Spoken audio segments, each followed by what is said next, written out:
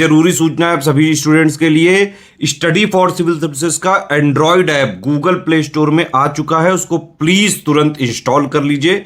और अगर आप स्टडी फॉर सिविल सर्विसेज के सिर्फ ऐप से कोई भी कोर्स, कोई भी पीडीएफ परचेस करते हैं तो उसमें अप्लाई कूपन, अगर आप ज्ञान सर जो है आप उसमें अप्लाई करते हैं, ये कूपन कोड है, तो उसमें 20% फीस तुरंत माफ हो जाएगी, मतलब 20% डिस्काउंट तुरंत उसमें लग जाएगा।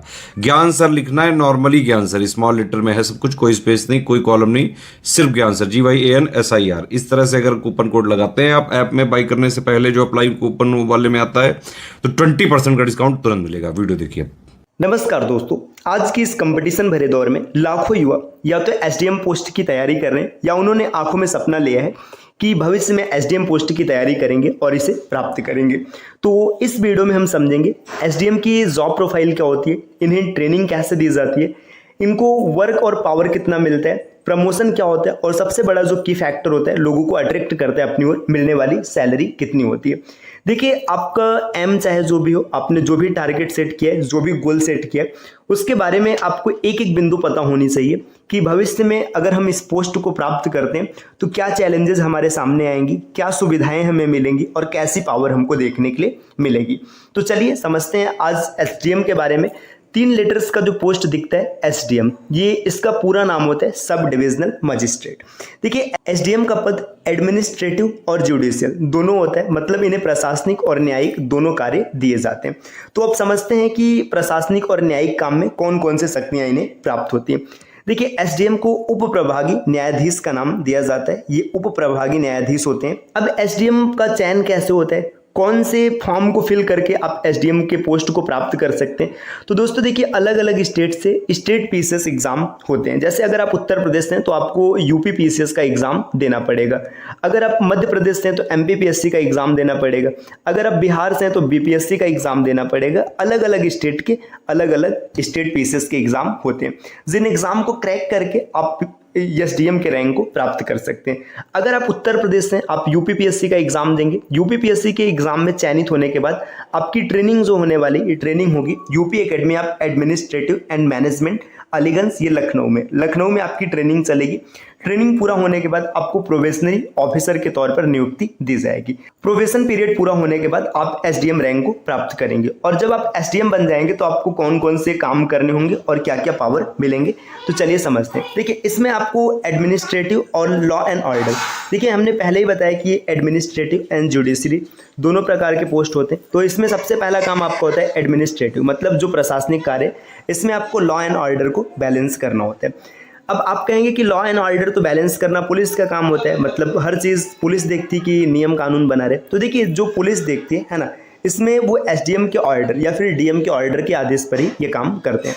ये देखिए जुडिशियल, मतलब इसमें आपको न्यायिक कार्य भी करना होता है, मतलब जज के तौर पर भी आप काम करेंगे, जो भी मामले आएंगे उनका निपटारा करना होता है। लैंड टैक्स रेवेन्यू, देखिए जितने भी टैक्सेस होते हैं, जो रेवेन्यू होते हैं, ये कलेक्ट करना भी जज का काम होता है। और इसके बाद स्कीम इम्प्लीमेंटेशन, जो भी योजनाएं सरकार के द्वारा जारी की जाती हैं, चाहे केंद्र सरकार की योजनाएं या राज्य सरकार की योजनाएं, इसे लागू करवाना एसडीएम का कार्य होता है। अब इन सब के बाद इसमें सबसे बड़ा फैक्टर है सैलरी, कि सैलरी कितनी मिलती है। तो देखिए, एसडीएम का जो ग्रेड पे होता है ये 5400 होता है ना, ये ग्रेड पे 5400 है। अब ग्रेड पे जो 5400 है तो इसका बेसिक सैलरी होता है 56,100 रुपये, ये बेसिक सैलरी है। इसके बाद इसमें आपको कुछ महंगाई भत्ता मिलता है ना, तो महंगाई भत्ता 38% मिलता है। एचआरए, मतलब एचआरए भी यहाँ पर, ये जो आवास का भत्ता है ये मिलता है। तो इन सबको अगर आप जोड़ देंगे तो आपकी सैलरी 70,000 प्लस चली जाएगी। देखिए, जो एचआरए है ये अलग अलग शहरों के हिसाब से वैरी करती है।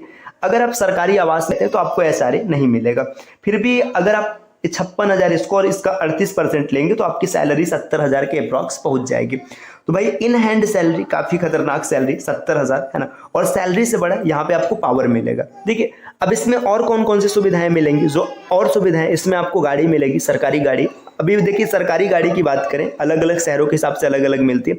अभी वर्तमान में आपको बोलेरो देखने के लिए मिल सकते हैं, है ना, कुछ जगह स्कॉर्पियो भी देखने के लिए मिलते हैं, कुछ जगह टाटा की गाड़ी देखने के लिए मिलती है, तो जो पुरानी टाटा चलती थी, है ना, तो देखिए आपको बोलेरो, स्कॉर्पियो, टाटा की गाड़ी आपको देखने के लिए मिल सकती है। इसके बाद आपको सरकारी आवास मिलेगा बेहतरीन रहने के लिए। आपको सिक्योरिटी मिलेगी, है ना, सिक्योरिटी में आपके साथ पुलिस रहेगा, आपको नौकर मिलेंगे। देखिए जो लाइट बिल है ये आपका जिस आवास में रहेंगे सरकार पे करेगी, आपके टेलीफोन का जो बिल आता है ये सरकार के द्वारा दिया जाएगा। ऑफिशियल जर्नी अगर आप करते हैं, मतलब ऑफिस के काम से कोई यात्रा करते हैं, तो उसका जो बिल आएगा ये भी सरकार के द्वारा चुकाया जाएगा। इसके बाद देखिए लीव फॉर हायर स्टडी, ये सबसे बड़ा इसका प्लस पॉइंट है। हायर स्टडी का मतलब जैसे आप एसडीएम है, अगर इसके बाद आप यूपीएससी की प्रिपरेशन करना चाहते हैं अर्थात डीएम बनना चाहते हो, तो यहाँ पर आपको छुट्टी भी मिलेगी, आप अपने पढ़ाई को आगे बढ़ाने के लिए आपको छुट्टी भी मिल सकती है। तो भाई ये काफ़ी अच्छी चीज़ यहाँ पर देखने के लिए मिलती है। इसके बाद देखिए अब इन सब के बाद नंबर आता है प्रमोशन का, तो आपकी प्रमोशन आपको कैसे मिलेगा। देखिए प्रमोशन की अगर बात करेंगे तो स्टेट पीसीएस और यूपीएससी एग्जाम में प्रमोशन का सीधा सीधा लिंक होता है एज से। आप किस एज में सिलेक्शन लेते हैं। अगर आपका सिलेक्शन कम है, जैसे मान के चलेगा 21, 22 या फिर मतलब 23, 24 के आसपास, इन सब एज में अगर आपका सिलेक्शन हुआ है तो ज़्यादा चांसेस है कि आप एसडीएम से डीएम रैंक को प्राप्त करेंगे। खैर ये मतलब ज़्यादातर केसेस में नहीं होता है। अब मान के चलिए अगर आपका सिलेक्शन 25, 26, 30 के आसपास हुआ है तो आप देख लीजिएगा कि आप किस रैंक को प्राप्त करेंगे।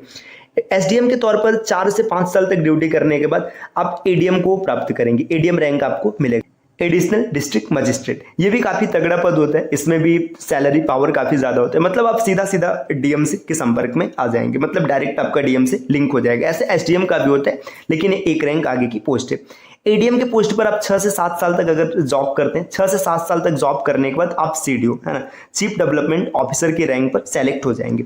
और इसके बाद 10 प्लस मतलब 10 साल 12 साल यहाँ तक ड्यूटी देने के बाद आप डीएम के पद पर सेलेक्ट हो जाएंगे। तो एक एसडीएम डीएम के पद तक भी पहुंच सकता है। तो दोस्तों ये पूरी जानकारी रही एसडीएम के बारे में कि एसडीएम क्या होते हैं, इनकी ट्रेनिंग कैसे होती है, इनकी जॉब प्रोफाइल क्या है, सैलरी क्या है, पावर क्या है। अब बात करते हैं कि आपको प्रिपरेशन कहाँ से करना है। तो दोस्तों यूपी पीसीएस या फिर किसी भी स्टेट पीसीएस एग्जाम के प्रिपरेशन के लिए जो सबसे बेहतरीन सोर्स है ये स्टडी फॉर सिविल सर्विसेज। आपको भटकने और टाइम बर्बाद करने की आवश्यकता नहीं है। आप हर जगह भटकेंगे लेकिन आपको वो मटेरियल नहीं मिल पाएगा जो आपको एसडीएम रैंक तक पहुंचा सके। ये आपको सिर्फ और सिर्फ मिलेगा study for civil services team के पेड कोर्सेज से। देखिए ये अभी जितनी जानकारी है आरओ के बारे में, अगर आप आरओ एग्जाम की प्रिपरेशन करना चाहते हैं तो इन इन्फॉर्मेशन को पढ़ सकते हैं और आप जैसा सुटेबल लगे उस कोर्स को आप ज्वाइन कर सकते हैं। ये इलाहाबाद हाई कोर्ट के बारे में। इसके अतिरिक्त स्टेट पीसीएस में अलग अलग state PCS, UP PCS, MP PCS, BPSC, इन सब के कोर्सेज भी चल रहे हैं जिनकी जानकारी आप इन दिए गए नंबर पे कॉल या व्हाट्सएप करके प्राप्त कर सकते हैं। ये नंबर ज्ञान सर का, यहाँ पर आप सिर्फ व्हाट्सएप के माध्यम से जानकारी प्राप्त कर सकते हैं, आपको कॉल नहीं करने।